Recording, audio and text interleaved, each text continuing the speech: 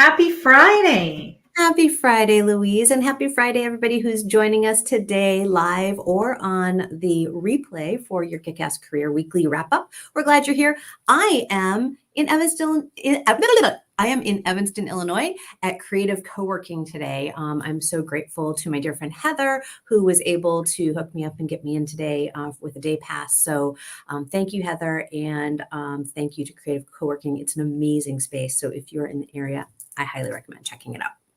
How much fun. I know co-working spaces took a big hit over the pandemic. And so it's nice to be back, to be in a place, in a space where there's that energy of everyone kind of, right, creating things separately, but together. Exactly.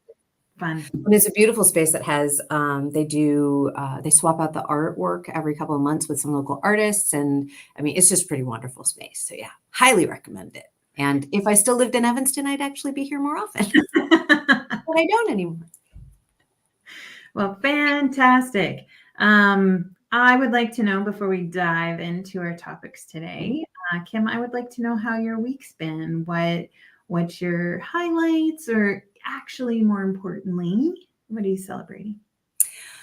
I'm celebrating actually being here. It was a touch and go. Do we go? Do we not go? Do we go? Do we not go? And I'm super glad that we have made it here. It's a very fast trip. We are here doing some planning for our daughter's bat mitzvah. It's just she and I, so we have a girls' weekend. And I'm really, really glad that we worked through the hurdles to get ourselves here. Definitely worth it to see some dear friends and to just kind of be regrounded on our homeland a little bit. So how about for you? What was your week like? What are you celebrating? Well, today I'm celebrating that my puppy is doing so much better. It's just consumed my whole day.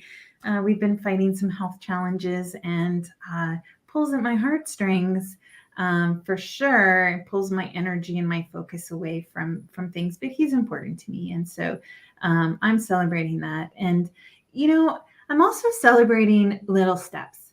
I think that I have had an opportunity to look back on the last few weeks and really look at, like, it's kind of like that, just keep going, right? Just keep doing that, one foot in front of the next and one foot in front of that one. And then one foot. Just heard Dory, just keep swimming, just keep swimming. Right? I have a mug that says that. But yeah, and so those kinds of things. And today, when I look back on not just my week, but probably like the last 3 weeks, it's been a lot of little steps, but I can see the progress. I can feel like I'm in a different space now than I was at the beginning of August. And I wasn't consciously aware of it happening every day, because it was just those little bits. But here I am feeling like I have a much fuller bucket today than I have. And that's because it's been like one drop at a time. I love that, because I think that's so true. Like that's how we get from A to B to eventually to Z. And, there's no rush. Like Z is, I think, the end, unless we are in a Dr. Seuss book, and then it's on beyond Z. So, but that idea of it is all just small steps. And I think we're going to actually talk about the steps and next week a little bit more. I'm not going to tell you until the end of the episode what we're going to talk about, but we'll talk more about taking tiny steps and what they all mean next week as well. Yeah. Should we dive into our meaty conversation for the week? Oh, yes, please. The power that language has, the power that words have over ourselves, others, how we show up in the world, how we show up for ourselves. It all starts with the words that we use. Yeah, 100%. I was thinking about it this morning. When we first met, right? There was some Canada, US, actually some language barrier. So what's a toque? You know what a toque now is. I do. Living in Montreal, but absolutely. A hat you put on your head in the wintertime. Tends to have a pom-pom. Yeah, hopefully it has a pom-pom. Yeah. Yeah. But I would not have known that. And so the interesting thing is something as simple as like, did you bring your toque would have had me like, excuse me, what do I need to bring? Just finding that baseline of what do the words mean that we're saying to each other and how different we're literally speaking the same language, and yet we can be talking at cross odds because we have no idea what the words are that the other one is saying means. Did I even say that correctly? Well, and I think we often forget that like communication is like this multi-stepped process. Mhm. It's not just the words that leave our mouth, right? It actually starts with a thought and an intention, and then that gets translated into the words that leave our mouth. So sometimes there's a gap there, right? Mhm. And then how the other person is receiving it. So what they hear, but then also the meaning that they put to what they hear. Right. Um, and so it's not just putting words out into the world.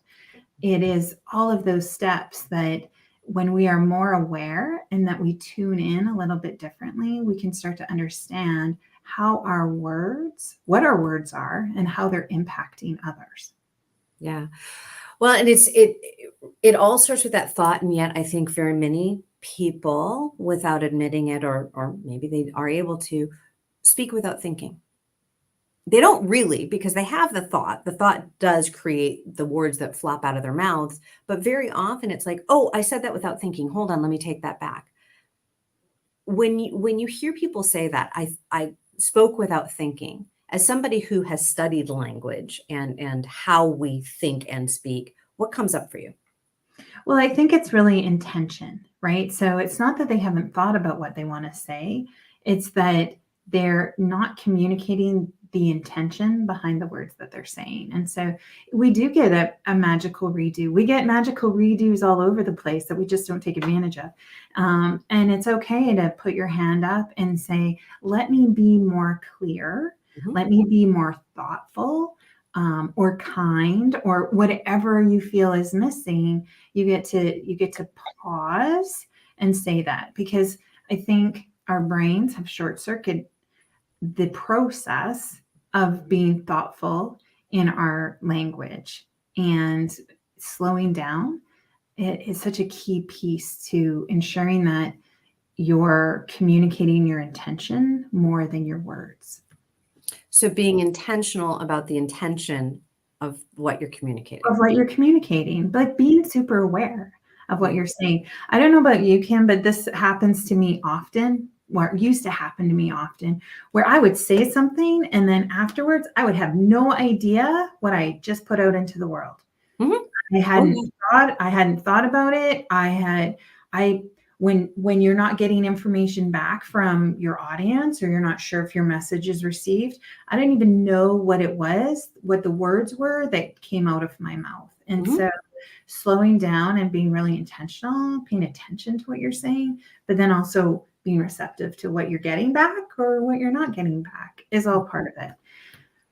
Yeah, because it's communication. It's a dance, right? Communication, it really Mhm. is a dance where um, we put something out there, we receive something back, even if it's nothing, right? Even in silence, we're receiving something back. So, how do we receive that? How do we then choose the words to go back out with?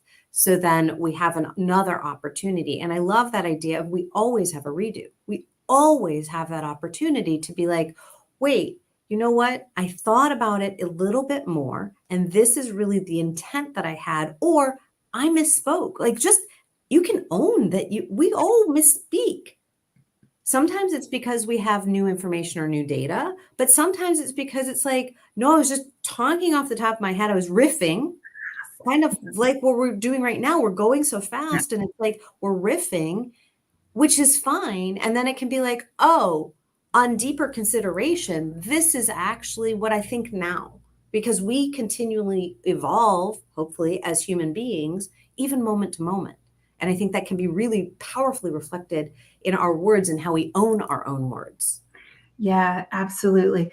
And so I think paying attention to the words that we use, both with others and the words we internalize, the things, that internal dialogue that goes on in your mind, in your head, those words can become so powerful when we're not thinking about the intention behind the words.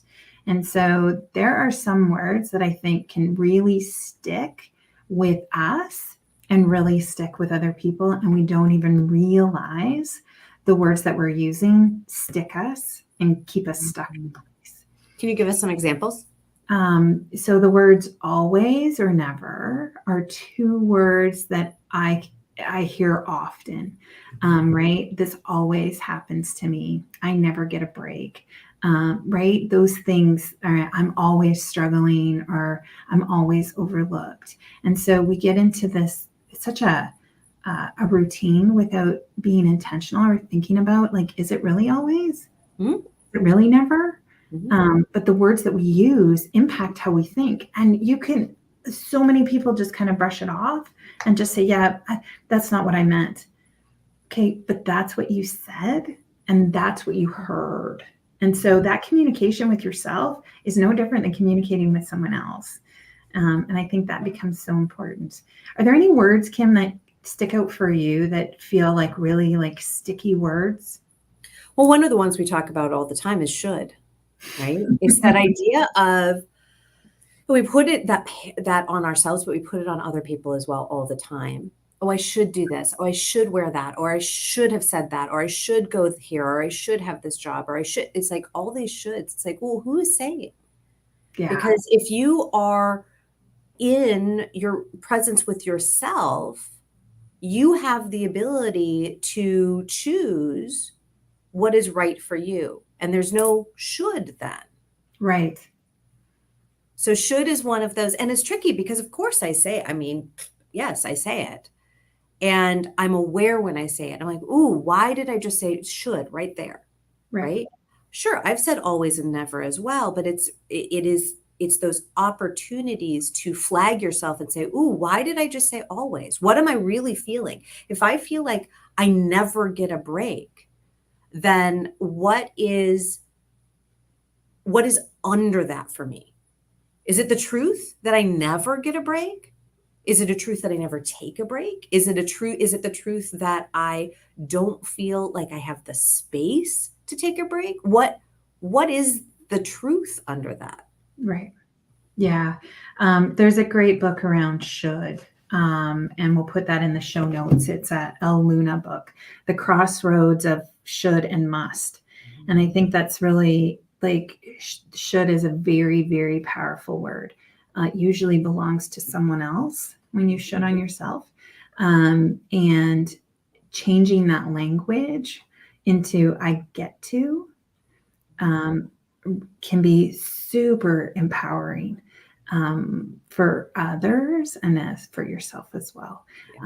But yeah, I can hear actually just earlier today, I was working with a client and the word better came up.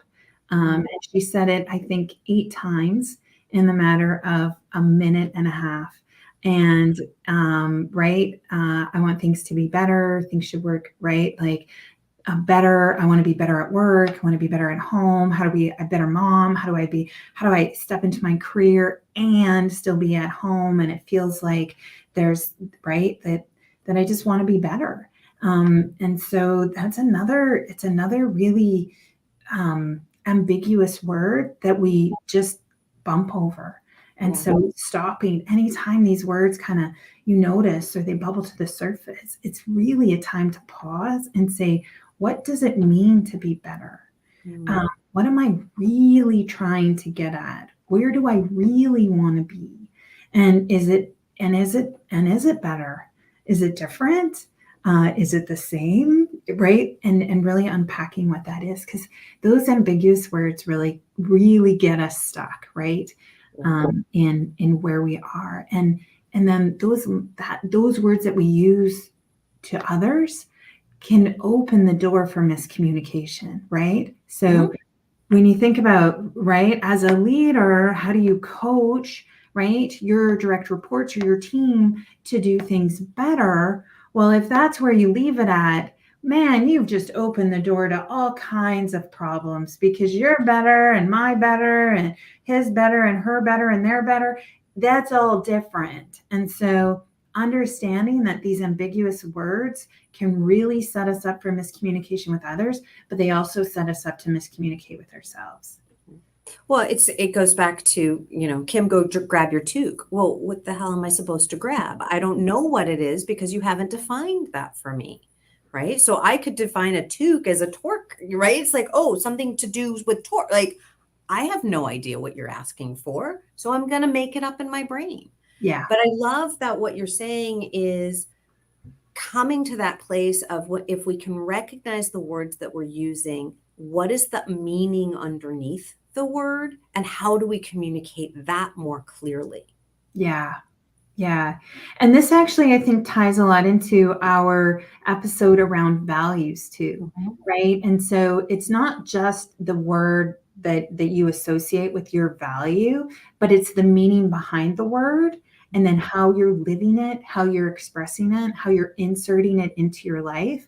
Like it goes the same with many words, right? Yeah. Not just values, but what is that meaning behind it? Making sure that what you're intending, what you think up here in your brain and what's come out of your mouth is also what's received and what's interpreted by the world out there.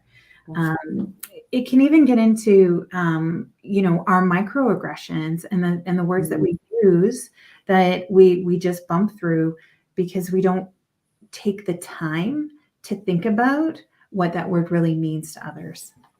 Yeah, absolutely. It's interesting because I've had this conversation with men in the workplace about using the term girls and even ladies. Like, but stop, just stop. But even, right, it's like, just stop. And if somebody brings it to your attention, like, we are not girls. Don't call us girls, please. That is not how we want to be defined. Like, we are your colleagues, and our gender does not define us as your colleague. Right. And that definitely can set up a dynamic on a team with your manager, with the people that work for you. If you're using words that start to make them feel a certain way, right? It's those microaggressions, as you were talking about, or even direct aggression in some situations. Having that ability to speak up and say, time out, let's have an understanding of what words are and are not acceptable on our team because it is impacting members of our team. Right. And having those candid conversations. They're not comfortable. They're not comfortable at all. And yet they are so necessary to really bring together cohesive communication and the ability to work together as a team. And think about how you grow. I mean, if somebody has ever, I know I've been called out on things or called in on things when I have used terminology that doesn't sit right with somebody else. I am deeply appreciative. It is uncomfortable as hell.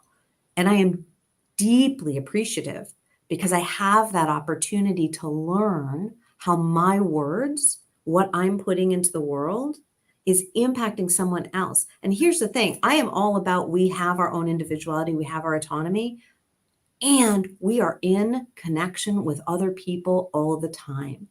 So to make the world a better place, which we all know, and yes, there's that word better, to make the world a better place, to make a difference in the world, we have to be aware of how we are in connection and community with others and what our words, and that's the importance. This is why language is so important. Yeah. Right? Body language and verbal language. Yeah. Yeah. And it's less about intention. It doesn't matter that you didn't intend to, right? To make someone feel uncomfortable. They feel uncomfortable, like own it.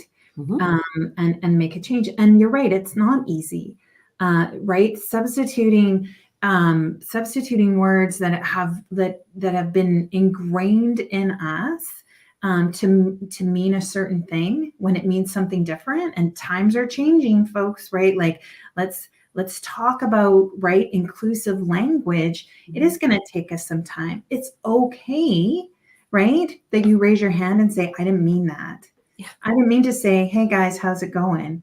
Right? It's like, I meant to say, hey folks, how's everyone doing? Right? And own it, because it is practice and it takes some time to get that out into the world, and be, like you said, appreciative when someone brings that to your attention. It is an opportunity for learning and growing and understanding. Again, words are powerful things.